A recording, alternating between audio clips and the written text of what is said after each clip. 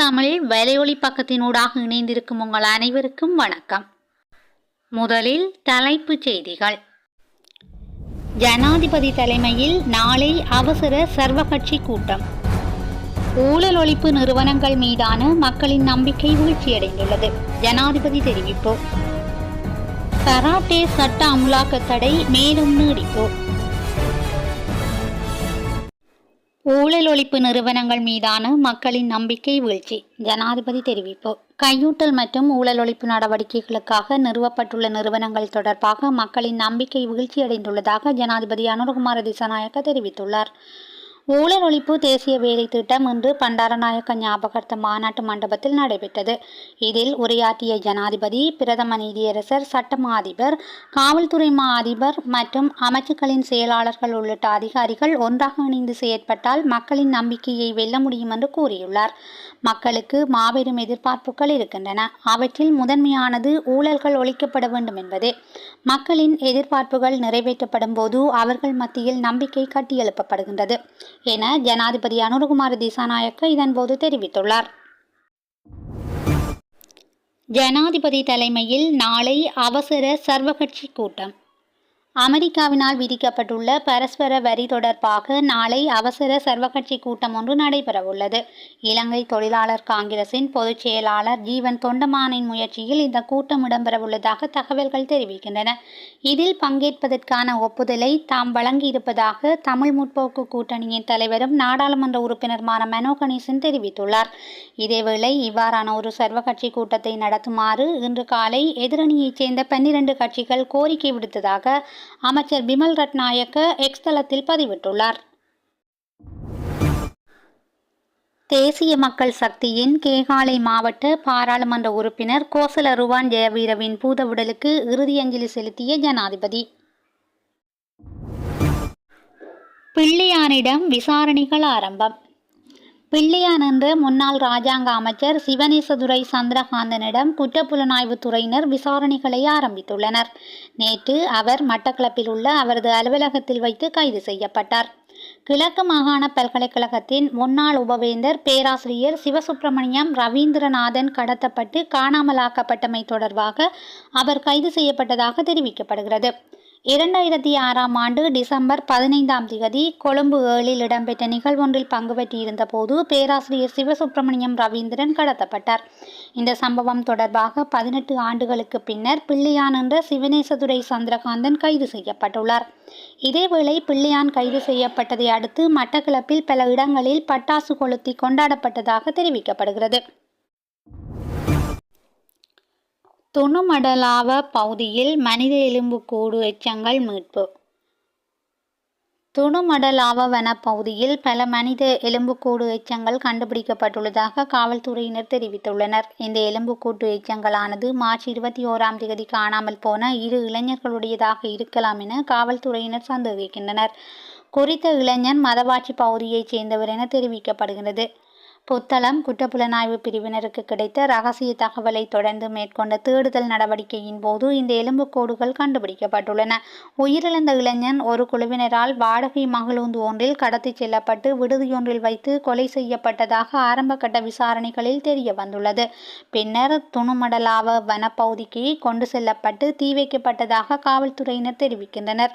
காவல்துறையினர் மேலதிக விசாரணைகளை மேற்கொண்டு வருகின்றனர். தேர்தல் சட்ட மீறல் தொடர்பில் இதுவரை 13 வேட்பாளர்கள் கைது. உள்ளூராட்சி மன்ற தேர்தல் தொடர்பில் நேற்றைய தினம் 12 தேர்தல் முறைப்பாடுகள் கிடைக்கப்பெற்றுள்ளதாக காவல்துறையினர் தெரிவித்துள்ளனர். எதிர்வரும் உள்ளூராட்சி மன்ற தேர்தலில் போட்டியிடவுள்ள வேட்பாளர் ஒருவர் தேர்தல் சட்ட மீறல் தொடர்பில் நேற்று கைது செய்யப்பட்டுள்ளார். கடந்த மார்ச் மாதம் 3ஆம் தேதி முதல் இதுவரை 13 வேட்பாளர்கள் கைது செய்யப்பட்டுள்ளனர். அரசியல் கட்சிகளின் ஆதரவாளர்கள் 42 பேர் கைது செய்யப்பட்டுள்ளதுடன் 11 வாகனங்களையும் காவல்துறையினர் பறிமுதல் செய்துள்ளனர். பிரசன்ன ரணவீர உள்ளிட்ட 2 பகிரங்க பிடியாணை. முன்னாள் இராஜாங்க அமைச்சர் பிரசன்ன ரணவீர மற்றும் கலனி பிரதேச சபையின் முன்னாள் உறுப்பினர் மேல்ரோய் பெரேரா ஆகியோரை கைது செய்ய மகர நீதவான் நீதிமன்றம் பகிரங்க பிடியாணை பிறப்பித்துள்ளதாக தெரிவிக்கப்படுகிறது. முன்னாள் இராஜாங்க அமைச்சர் பிரசன்ன ரணவீர தொடர்ந்தும் தலைமறைவாகியுள்ள நிலையில் இந்த உத்தரவு பிறப்பிக்கப்பட்டுள்ளது.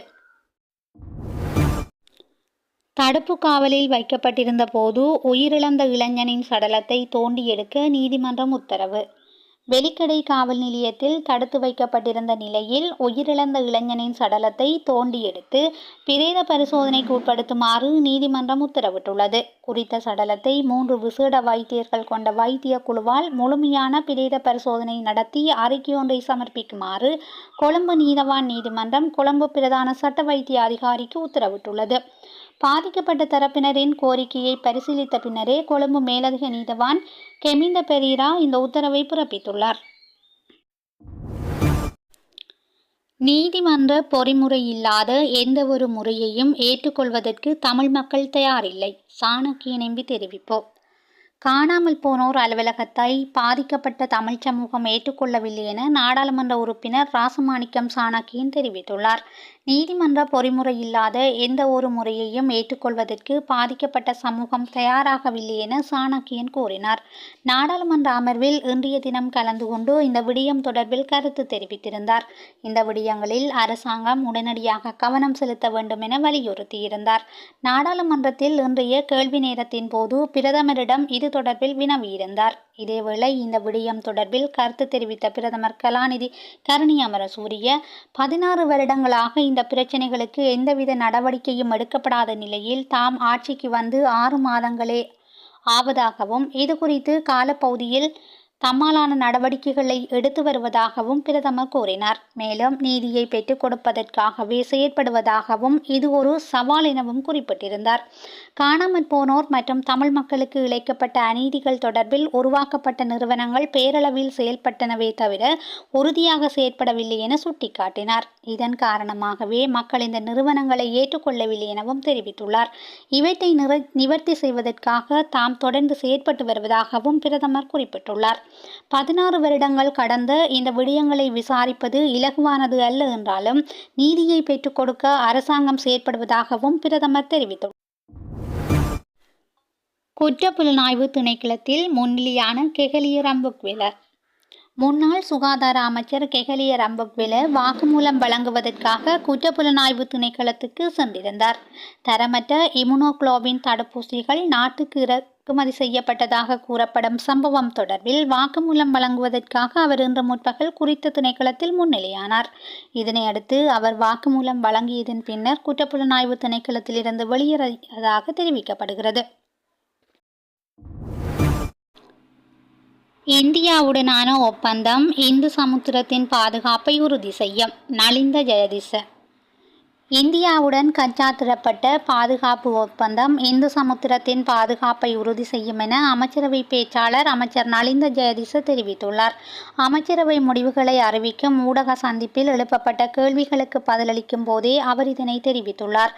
இலங்கை மற்றும் இந்தியாவுக்கு இடையில் 7 புரிந்துணர்வு ஒப்பந்தங்கள் கைச்சாத்திடப்பட்டுள்ளன.